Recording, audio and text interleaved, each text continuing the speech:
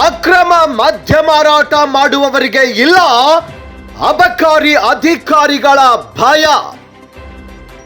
ಪ್ರಶಾಂತ್ ಹೋಟೆಲ್ನಲ್ಲಿ ರಾಜಾರೋಷವಾಗಿ ಮದ್ಯ ಮಾರಾಟ. ಹೋಟೆಲ್ ಮಾಲೀಕ ಸರ್ದಾರ್ ಕಾಂಬ್ಳೆ.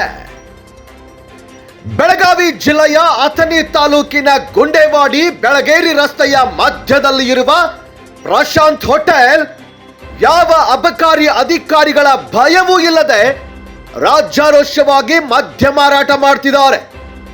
ಈ ಅಕ್ರಮ ಮದ್ಯ ಮಾರಾಟ ಮಾಡುವ ಕದೀಮ ಕಳ್ಳನಿಗೆ ಅಬಕಾರಿ ಇಲಾಖೆಯ ಅಧಿಕಾರಿಗಳು ಪ್ರತಿ ತಿಂಗಳು ಲಂಚ ಪಡೆಯುತ್ತಿರಬಹುದು ಎನ್ನುವ ಶಂಕೆ ಮೂಡ್ತಾ ಇದೆ.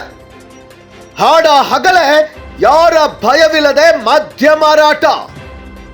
ಹೋಟೆಲ್ನಲ್ಲಿ ಮದ್ಯ ಮಾರಾಟ ಮಾಡೋದಕ್ಕೆ ಇವರಿಗೆ ಅನುಮತಿ ನೀಡಿದವರು ಯಾರು?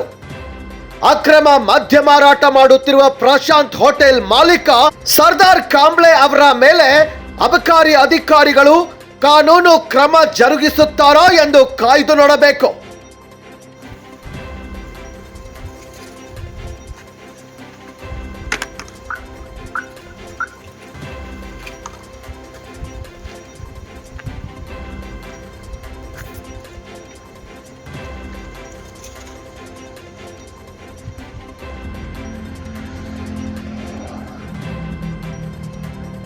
ಮತ್ತೆ ಭೇಟಿಯಾಗೋಣ.